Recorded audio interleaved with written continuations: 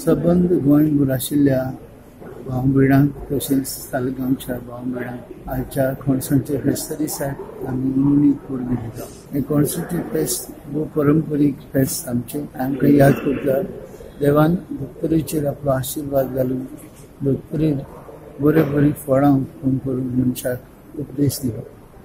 आमची शेतां भाटां तांचो आमी बरो सांबाळ करून आनी गोंय आमचें नितळ आनी पांचवेन दवरून दर एका गोंयकाराक एक देवान दिल्ली कायदो देवान दिल्ले उपदेश आसा। आमचें गोंय नितळ सांबाळया, पांचवें सांबाळया आनी उलो गोटो आमचेच गोंयांत उत्पन्न करून आमचे गोंयचे देवाचो आशीर्वाद पडून म्हणून मागुया। ह्या वर्साक तितलो पावस देवान आमकां दिला। ह्या पावसाच्या देणे खातीर देवाक दिनवासून कोणसांचे फेस्त आनी बरी भाशेन उलोवया आनी श्रीस्थीचे देवाचो आशीर्वाद मागुया।